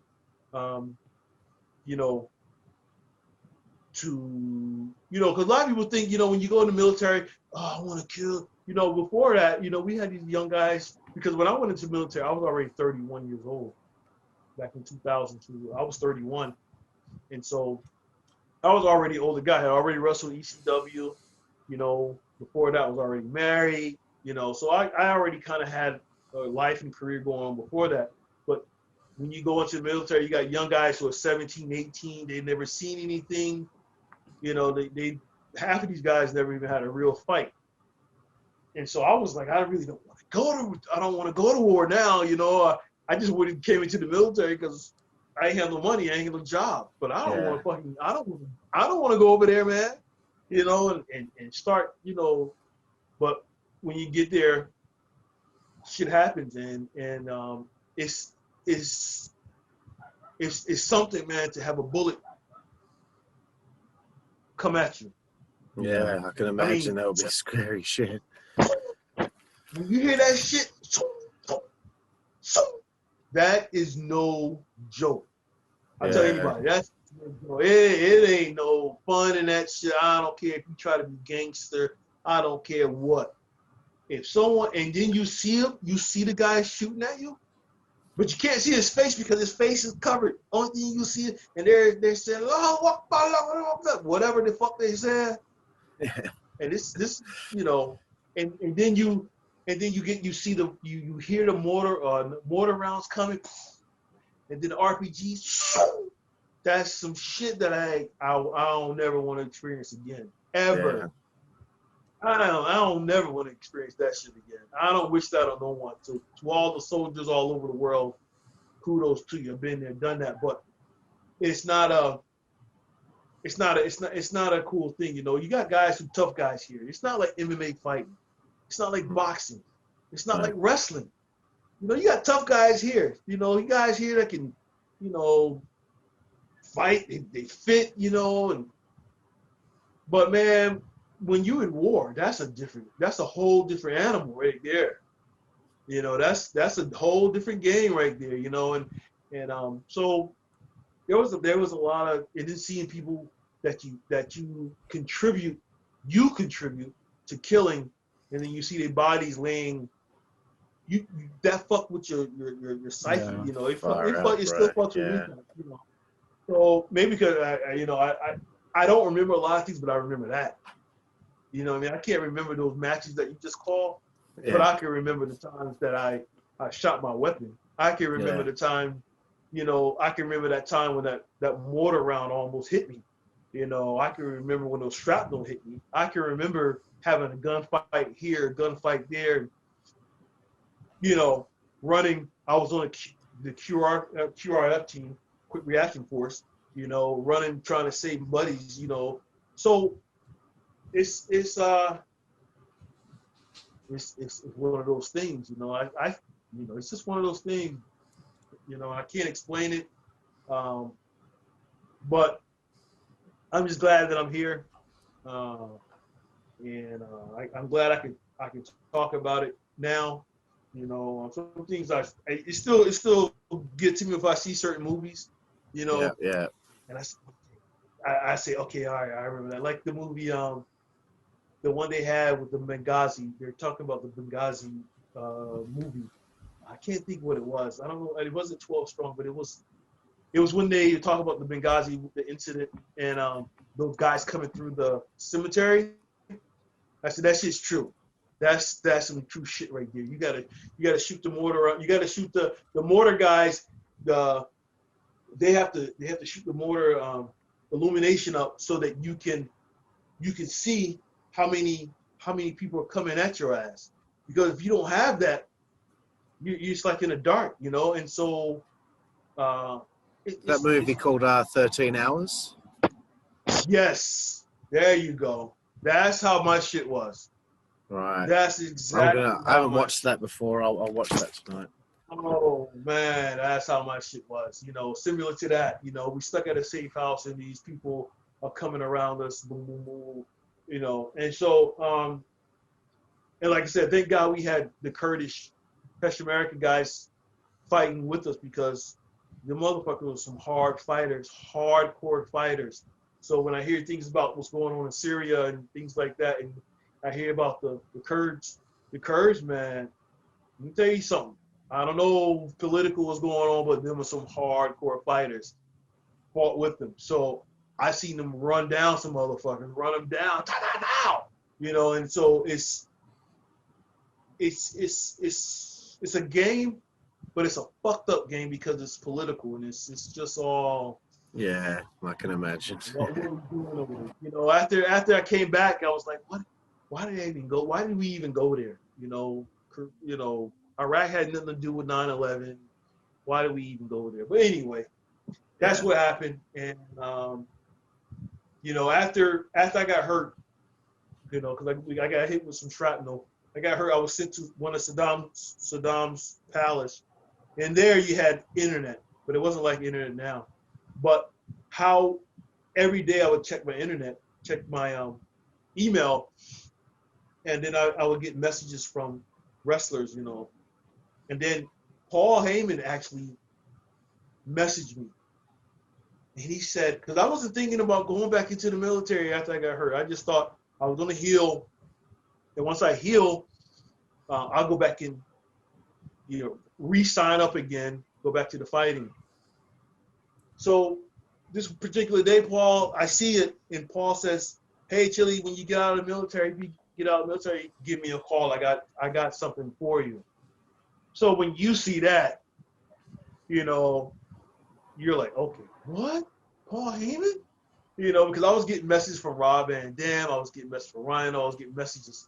Because prior to that, 2003, WWE went to their first USO trip, they went to Iraq. Yeah. Well, Rhino was also employed then for WWE. He somehow talked to whoever. Those guys came and because Rhino wanted to see me personally. Those guys came to my unit, my special unit, just to see me. Stone Cold's, I think Sable at the time she was there, whoever, John Cena. Well, I had got hurt. I had went home to America. Oh, right. So I went to America. They came, the first USO trip. And when they came, they didn't see me. Rhino said you guys didn't see me. But someone had a picture of me. And so everyone, I got this at home in my mom's house. All the wrestlers signed a signature there. And they all of them. And but I wasn't there. Stone Cold, Steve Austin, all of them. And so that was the first USO that they went there. And so fast forward, when I got hurt, I lost my main thought. When I got hurt, I went back in there, and I was gonna stay. Like I said, I was gonna stay, but they put me in Saddam's quarters, and at his one of his house. I looked on my email. Paul said, "I got something for you." I answered the next day or something like that, or same day, and he said, "When you come back, contact me. As soon as you come back to America, contact me." Well, when we got out, it was our time to go back home. Our 1 year, we went back home. When I got back to Fort Drum, New York, I had two messages. One from TNA and one from WWE. Right. I was called to my captain's office. And I didn't know what TNA was because I was out of wrestling. Yeah. You know, I didn't know what TNA meant, you know. But at that time, Scott Moore, he was also involved with them, with Jeff Jarrett. But I didn't know it was I didn't know that was him. I didn't know that nothing. So I answered. I didn't even call TNA. I just thought TNA was some independent wrestling. I was like, oh, independent wrestling. I don't know who these fuckers are, but I know who WWE is, and I'm going to call because Paul told me to call. So I called, and I got in touch with Paul, and the ball started rolling, and they sent me twice. I was still in the military, on a military contract. 2 times, the WWE sent me to Ohio, and then they sent me to Chicago. While I was in the military, had wrestled in almost 2 years, 3 years. They said, they paid for everything. They paid for my rental car. It was like I was on a contract. Yeah. They gave me a hotel room, and on top of that, they gave me travel pay. And I was just visiting. I did not wrestle. I didn't put on no tights, nothing, because I couldn't because I was still under the U.S. government. Right. Well, they did all that. And then I went to the wrestling shows, whatever. I'm just living large, man. It was like a vacation. You know, I'm in my car, go to the Marriott. And so they contacted my commander, and they said, we want to sign William Jones. We want to sign him to the WWE. And they sent me the paperwork. Tom Pritchard sent me the paperwork. Sent me the paperwork, man. The contract. Just initial. I was still in the military. I still had 2 months to go in the military. So my unit was back in garrison. They were back in the garrison, and they were doing push-ups, sit-ups. Once that happened, my commander gave me permission. Not permission, but they babied me, and they sent me up to the colonel's office to answer telephone calls. So every morning, I didn't have to do no PT. I didn't have to answer to no one. I'm sitting in the office by myself, just answering calls, watching TV. Because in 2 months, they knew that I was going to get out to go to the WWE. Well, once I signed that contract, they gave me 1 month. They let me out 1 month early. They let me go. And I moved my family back to North Carolina, and I went straight to Kentucky to OVW. Wow. How's that experience with the developmental deal, and why didn't it end up working out? In the end, I think at the end they ended up releasing you. So OVW? Yeah. I got there and I was in a class. This is 2004, 2005. I was there in the class of Bobby Lashley, John Morrison, Ken Anderson, Beth Phoenix, Jillian Hall. What's the kid that passed away? Matt Capitelli. Yeah, Matt Capitelli. Yep. From Tough Enough. Yeah. Yep. Yes. Guys like him. The other, my brother that just passed away, Chad. Yeah. Beast, Chad Gaspar. So I was in that class with all those guys, and it was interesting. I think first, who started us off training was Hugh Morris. Yep.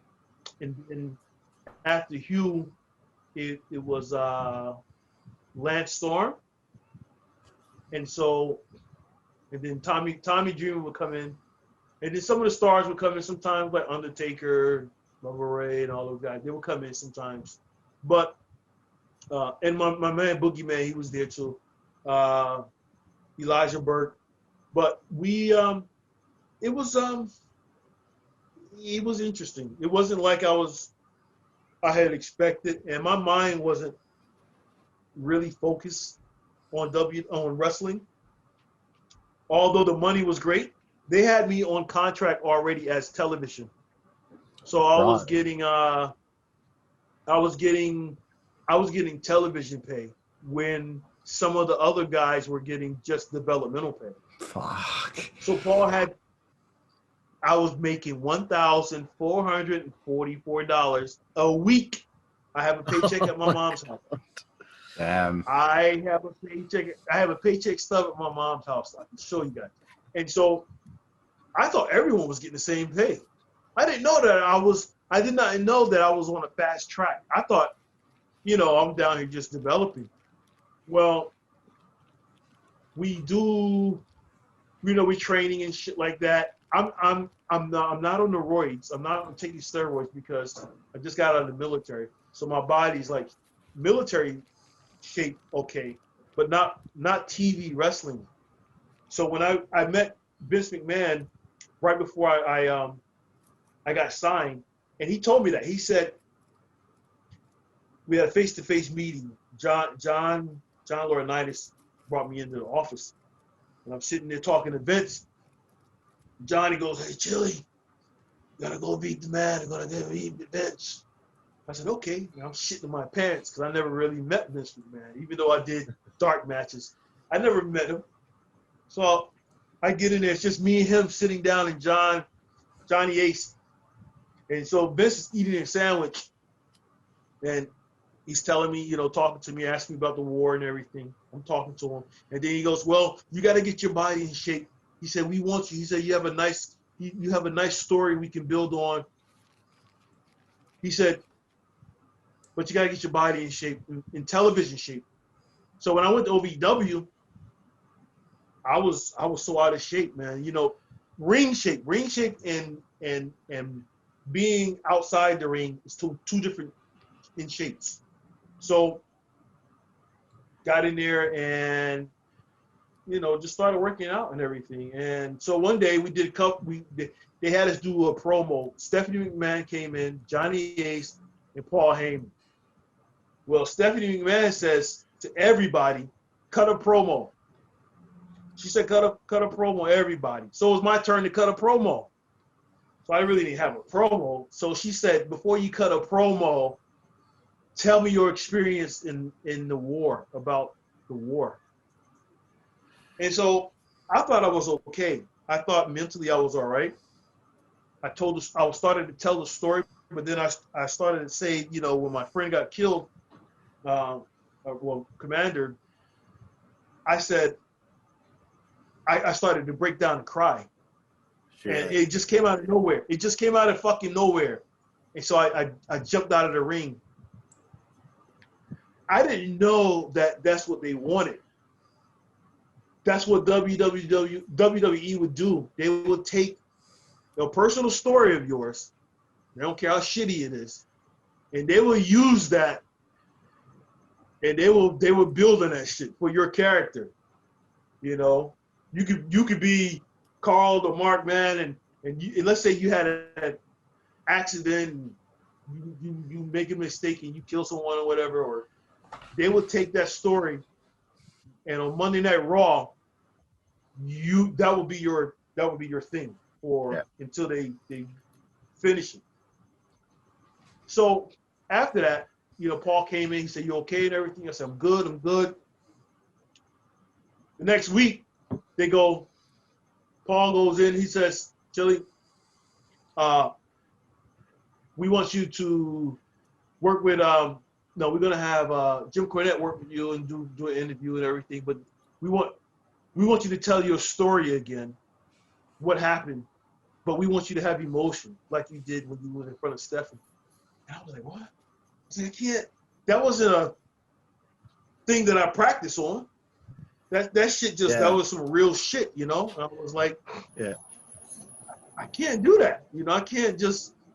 And so they wanted me to do like a GI Bro gimmick.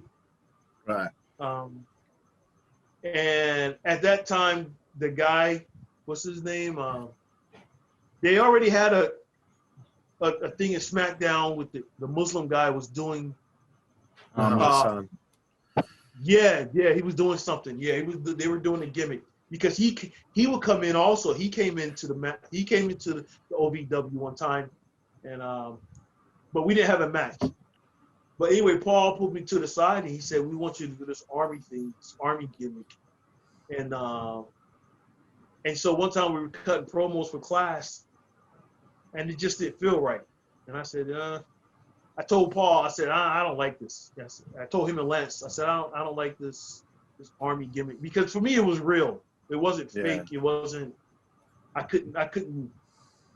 Now if you ask me to do it, I could fucking do it. You know, yes sir, you know, whatever. But then I couldn't because it was too fresh. I had just gotten out of the military 1 month, and not even a month. It just wasn't. And so he went back and told Vince. And so the next couple of days, I was going to go and train, because we train every morning about 10 o'clock in the morning to about 4. Johnny calls me at the hotel. Hey, Chili, you don't have to go to practice today. I said, what? He said, Vince, he saw your promo. He liked it, but he doesn't. You know, you need more work.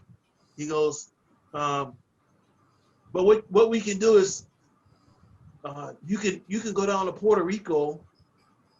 Carlos Colon, I think I want to say. Yeah. We'll send you to Puerto Rico, and you can do more training down there. And then once you're done with training, you come back up. I thought about it. I said, hell no. I didn't say hell no to him. I said, no, I'm okay. I said, I'll just go home. My wife is waiting for me, and so you stay on the contract for 3 months after that. You know, you still get paid for 3 months. And so I just went home, man. I didn't even, I went back by the school. I said goodbye to everyone. And then I just drove on back to North Carolina. That was the end for me when it came to OVW and WWE, you know? Wow. Thanks for sharing that story. That was awesome, man. Yeah, that's I mean, I look at it now. I look at how they do things now. I don't look at wrestling that much, but I just saw on Google or in news passing like that they're gonna take a guy, what's his name, Keith Lee, and push him back down to the performance center and some other guys. And I said, why? He just came out of NXT, and now you're gonna put him back further to NXT. You know, that's to me, that's just saying that you don't want him, or you want him, but I don't know. I mean, how much more developed does a person have to be, you know? And it's just like you're either gonna find something for him to do, or you're not. You know what I mean? So I just threw that in there because the OVW thing versus working independent it's just two different things. You know, it's different. Yeah. You know. Yeah, I get you. Over to you, Jack. So as we wind down this interview, what made you want to end up winding down your career after OVW? What made me do what? Sorry, just wind down your wrestling career? Oh yeah, just wind it down. I just saw the writing on the wall. You know, once I got, you know, axed from OVW, I was like, maybe it's just not for, you know, I had my run, I had my fun. You know, I lived my dream of becoming a wrestler. And even though I didn't do it to the extent that I thought I was going to do it to, I did get back into it a little bit on the indies afterwards. And for maybe 2 or 3 years, I think I did it for. I tag team with a friend of mine. His name is Kenny. We were called the American Gangsters, and then we were also called the Black Necks. And so we had fun. I had fun doing that. But I didn't have any more aspirations of going back to the top. Once you really figure out and not figure out, but once you see what's going on, some things you like, some things you don't like. And so there are some things that I didn't like, and I was like, there's a lot of politics in it. And then also, you got to do certain things, you know.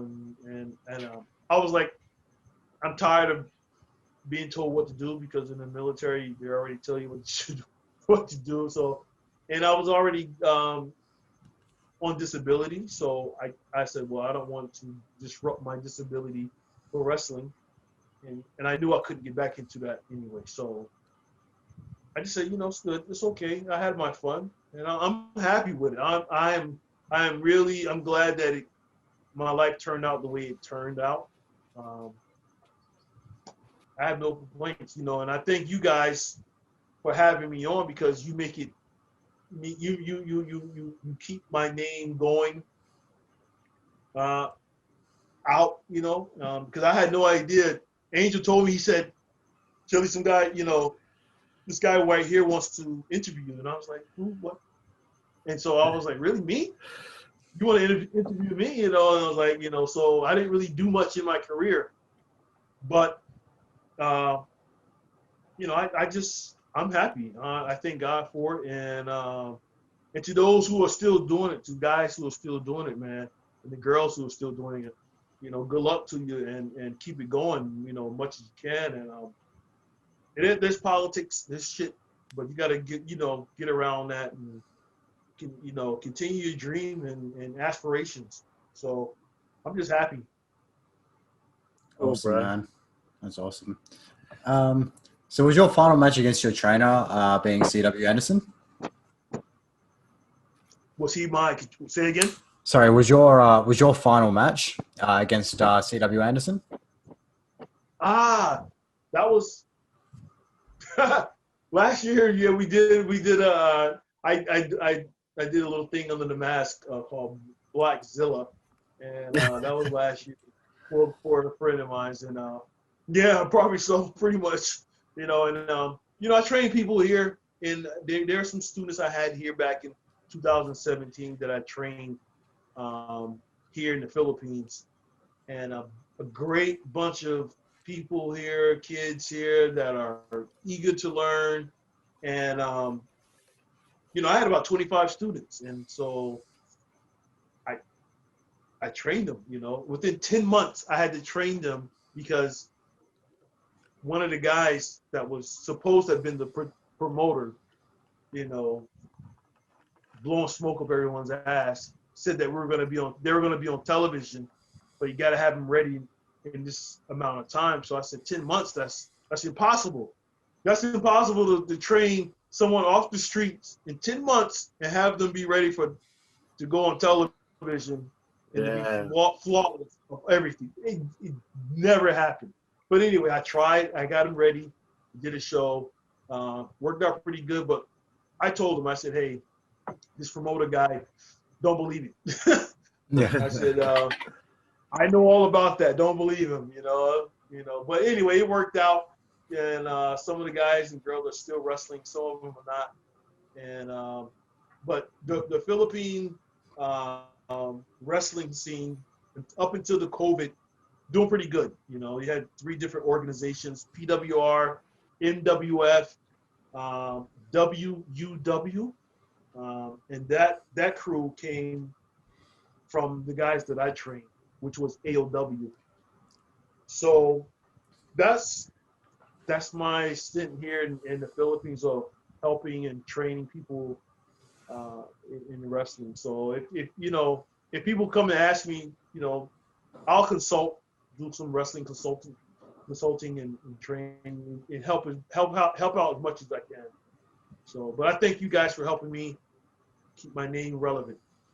Awesome, man. Awesome, bro. No worries. Angel's been a good friend of the show, and I just thought, I was like, man, I'll see if Angel can get me Chili Willy, and he ended up getting me in touch with you. So, yeah, man, I was watching some old school shit, and I was like, I got to get this guy on the show. He looks just so entertaining, and so I really want to thank you for your time, man. It means a lot to us to be able to chat to you and hear your stories of, being an ECW and in the military. But before we go, we do have one final segment that we do in the show, and it's called 5-Second Frenzy. It's about 10 different questions, quick fire answers, just to find out about other things that you like in life. Gotcha. Okay, so Chili Willy, the first question here on 5-Second Frenzy: who is your favorite wrestler? Ric Flair. Sick. Your favorite match of all time that you either competed in or watched? Probably me and Balls against the Baldies, the Flaming Tables match. Awesome, bro. Your favorite opponent? Probably, I'll say Rhino. Cool, man. Your favorite TV show? My favorite TV show would probably be CNN. Your favorite book? My favorite book that I probably could not quote you on nothing that I read would probably be the, I know it's more than 5 seconds, so I'm going to say Art of War. Cool. Favorite musical artist? Prince. Oh, awesome, bro. I got to see Prince perform about 3 months before he passed away. So, really? I was lucky to get in there right at the end. But yeah, he's amazing, awesome. Bro. Your favorite film? Scarface. Oh, brilliant. Great choice. Favorite food? Steak. Yeah, we get that all the time on the show. Steak is probably the number one answer. Yeah. Your favorite place to eat on the road? If I was in America, probably the Waffle House. That's a fucking common one. That's a very common one. Yeah, everyone loves Waffle House. Unfortunately, we don't have them in Australia, but one day. Your favorite alcoholic beverage, Chili? Red Horse Beer. right now, the beer. Red Horse beer. Yeah. Nice, bro. Nice. I dig it. Second last one here on 5 Second Frenzy, Chili, is your favorite female body part.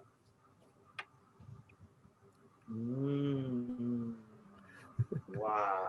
It's got to be that ass, man. Got to be. Sick. Excellent choice. Yeah, Great choice. Sorry, ladies. Sorry, but it's got to be that buttocks. You know what I'm saying? That's Great choice. That's a go-getter right there. Yeah. Absolutely, bro. And the final one for 5 Second Frenzy is your favorite curse word. Motherfucker. I think that's every black person's favorite Yeah. word. Fuck you, motherfucker. Yeah. Awesome, Chili. Well, again, we want to thank you so much for your time here with us. It really means a lot to talk to you, and I hope that you're so proud of everything that you accomplished in ECW and what you did in your military career, and you're living such a blessed and happy life there in the Philippines now. So it's really good to see that you're doing so great. And you know what? You still look like you're in your 30s, bro. I'm telling you. Thank you very much, man. Look, sometimes I don't feel I have to get up every morning, go walk. You know what I mean? But that's all I do. I don't even lift weights no more. I used to, but I would get injured, so I just said, fuck it. I just walk, do push-ups, sit-ups, keep it natural. Keep it simple, man. Awesome, bro. Awesome, bro. Well, thank you again, Chili, and we appreciate it. Thank you, man. Thank you, Paul. Thank you, Jack. Thank you, guys. You guys have a great holiday, man. Will do. And thank you, everyone out there, for watching the WZWA Network here on YouTube and all platforms across the internet. I'm Karlifornia alongside Jack and our boy, Chili Willy, and we will see you guys next time. Thank you.